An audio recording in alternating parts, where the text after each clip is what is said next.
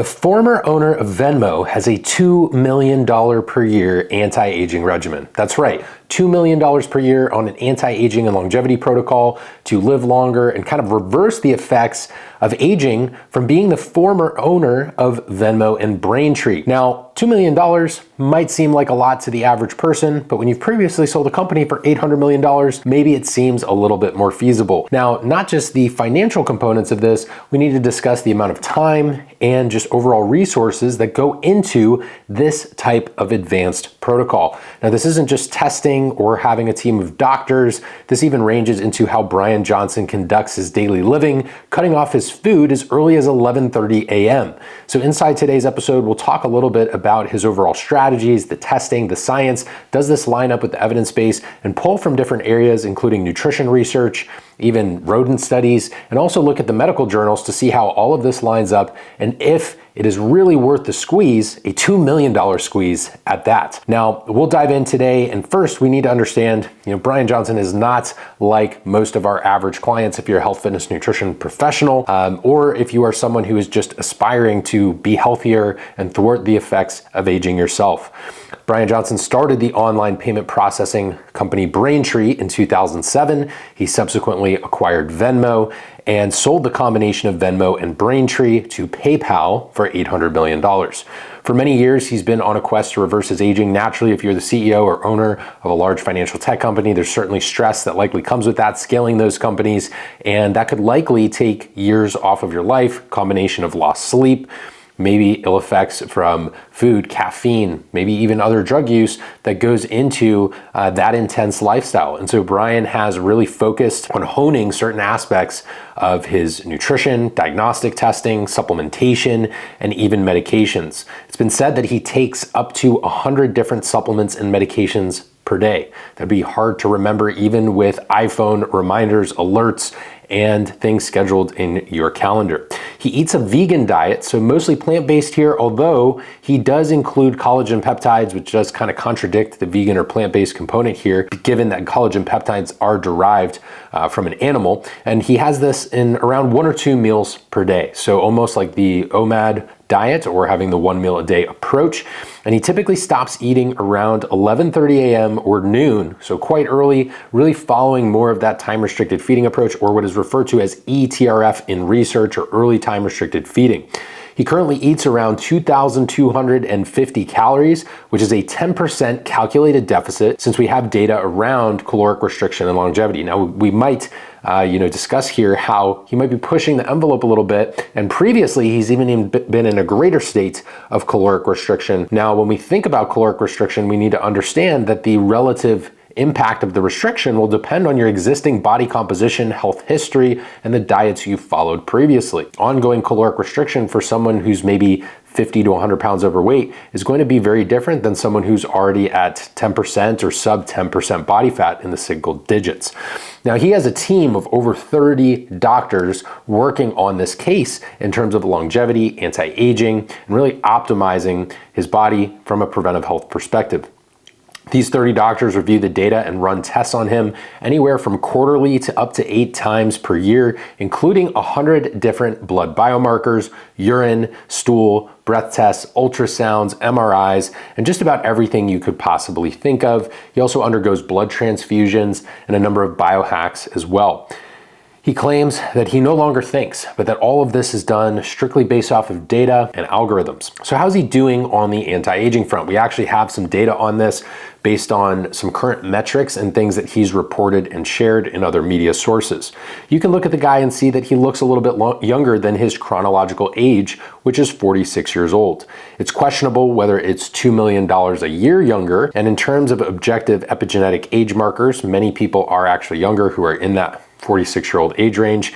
His eye pressure age, VO2 max, resting heart rate, and out of 9 different skin age markers, 6 are younger than his current age. So if you look at those 9 markers, basically it's establishing that he's doing a little bit better than average in some of these departments. Now, his heart volume ranges from 52 to 70. 3 of the skin markers are in the age 50 to 70 range, and he ran into a myriad of other issues along the way that we'll dive into. And I'm also curious here because he is following more of a plant-based diet and only consuming collagen, so you are a little little bit lower in leucine and certain essential amino acids. And likely he's having to cover some of those nutrient gaps through the 100 supplements that he's taking, or 100 different supplements and medications that he's taking, because we're not on that omnivorous approach. The first thing I want to address is the calorie restriction. He was originally in a 25% deficit, but ran into many issues. And this is also an example of, in a male who is naturally producing testosterone, he actually crashed his testosterone levels to where then he needed TRT as a result. Then he realized going on TRT at age 46 was compromising his fertility. He decided to then transition off of that. So when his total testosterone tanked, he ended up going back to a 10% deficit instead of the 25% deficit. His TSH, free T4, and free T3 were all in range. These are thyroid hormone markers. So you have TSH is a thyroid stimulating hormone from the pituitary to the thyroid. Free T4 is thyroxine, and basically we're looking at thyroxine as being produced from the thyroid, and then that needs to be converted downstream into T3.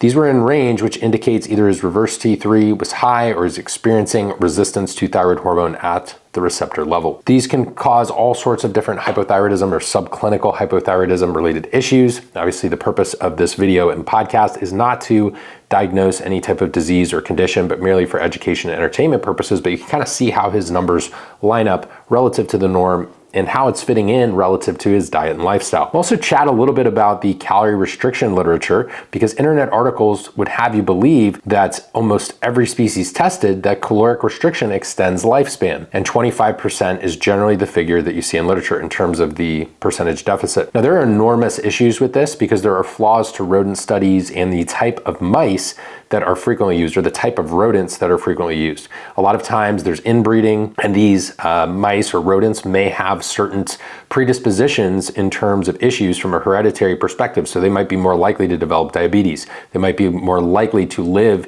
a shorter lifespan anyways. And then when you actually restrict their calories, they're living a longer period of time. But if you also look at the mouse chow that they're consuming, it's not exactly the best quality ingredients. We have higher omega-6 oil content.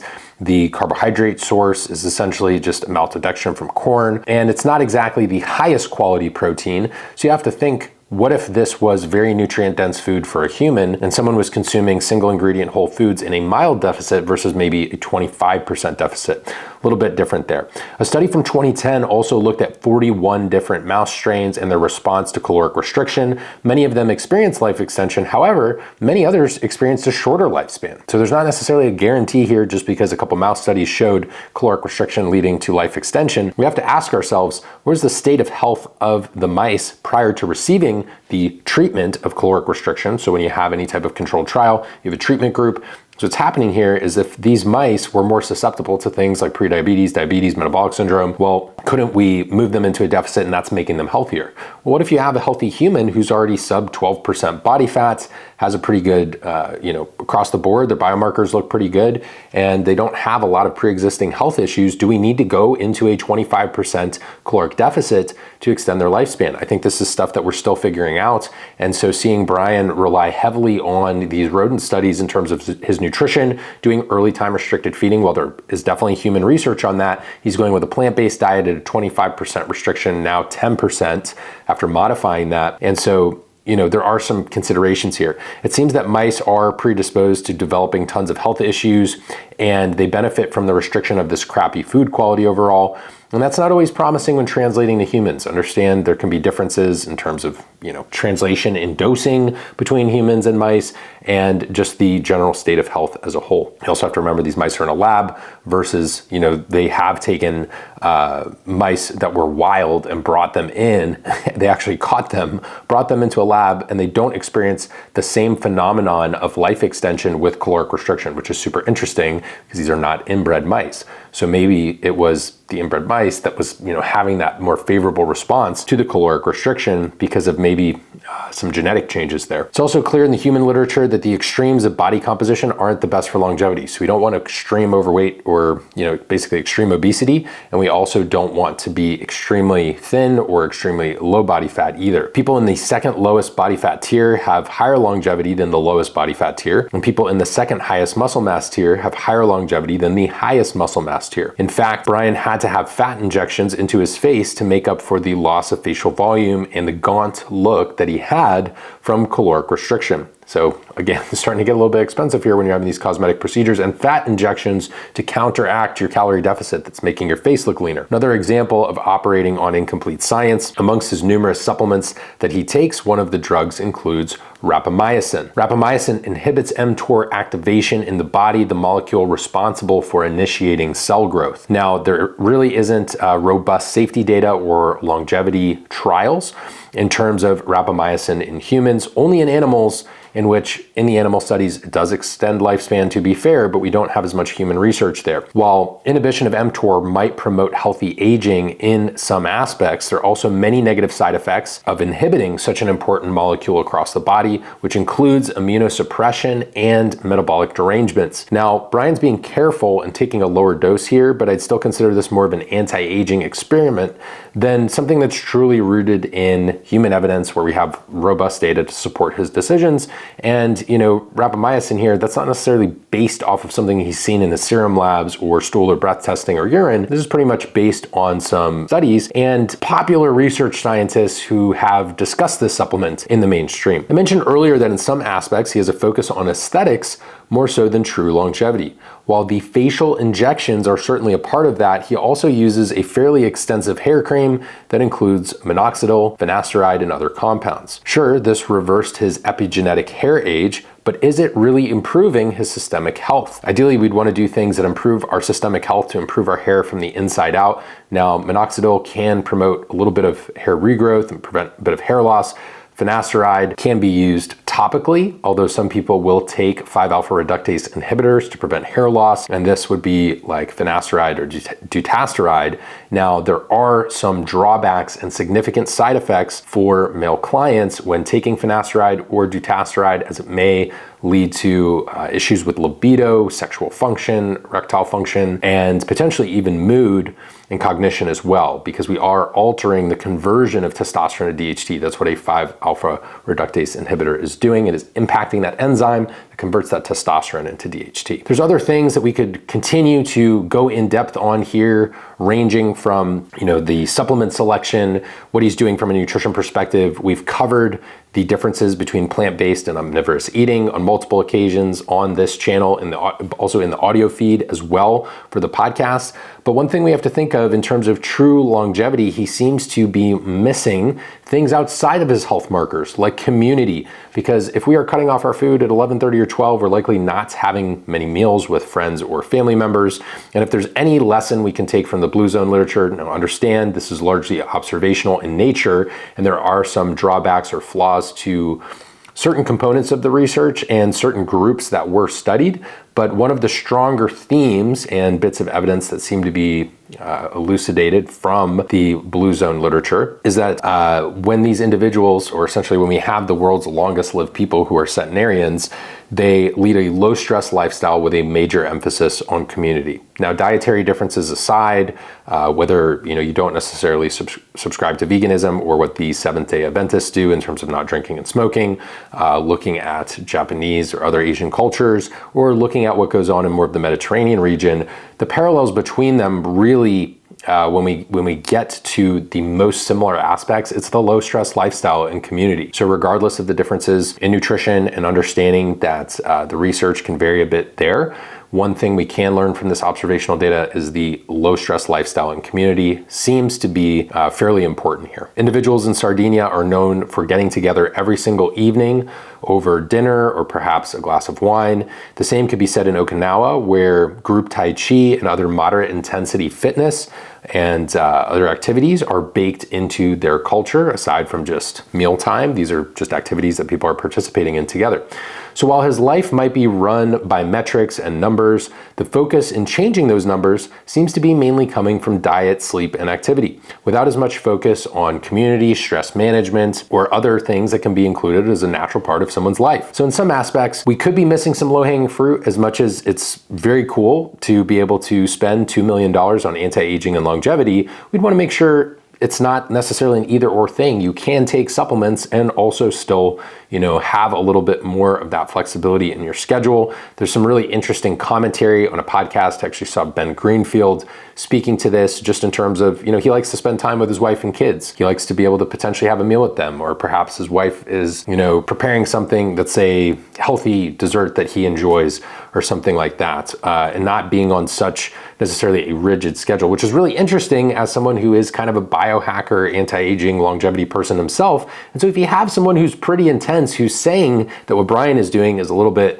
far-fetched and out there, then I think for the average person, for the average client, not even considering the cost, we just have to think, most individuals are not cutting off their food by noon, and they're certainly going to need a little bit more social interaction there and have other components of this that are dialed in order to make it more sustainable, something that people can adhere to over a longer period of time. And that's really going to be the secret sauce to helping people feel better, live longer, and have that health from the inside out. As we're wrapping up, I think many of the basic practices that he's doing are fine, and we should emphasize movement. We should emphasize nutrition. Do you need to be plant-based and eat 1 meal a day? No. 2 meals a day? No. You could certainly have more than that and work within your given energy budget, but many of the things that Bryan's doing here are more experimental in nature and based on potentially incomplete science or things that are still developing. I understand that the research and some journals and RCTs can lag behind, and he's using an extensive medical team and health team to try to make these decisions. And so he's doing what's best for him, or what he thinks is best for him,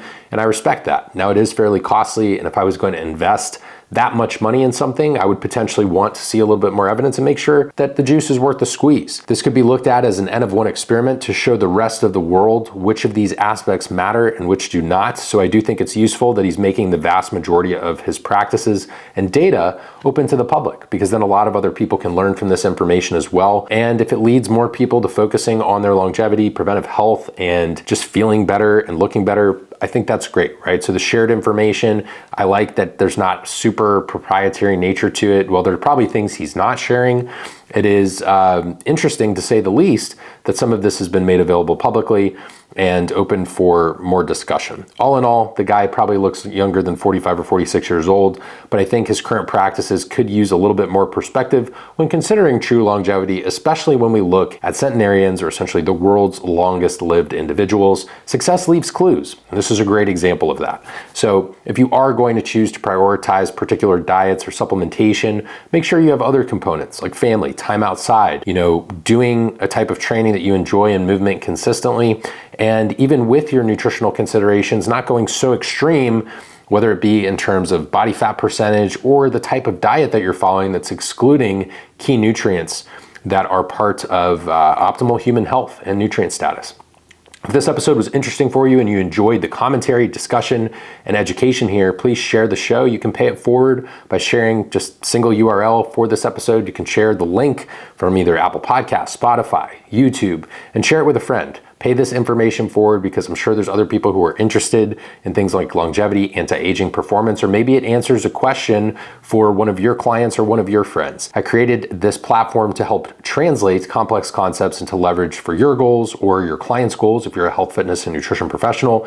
And the name of the game here is kind of bridging the gap that exists in our health industry, right? There's kind of a disconnect between the topics of macros, metabolism, muscle, and medicine. And so what I try to do on this channel is really bring that together for a more comprehensive discussion and allow people to make decisions, informed decisions, that are going to be best for their health. If you enjoyed this episode, you can also screenshot it, tag me in your Instagram stories. I'm at Sam Miller Science, and that goes a long way to supporting the work that my team and I do here. We have the full video production on YouTube. If you're watching, subscribe, give it a thumbs up, and hit that notification bell. If you are listening on audio, leave a 5-star rating and review on Apple Podcasts, Spotify, or your favorite platform. I appreciate you guys. Thanks so much for tuning in, and I will talk to you in the next show.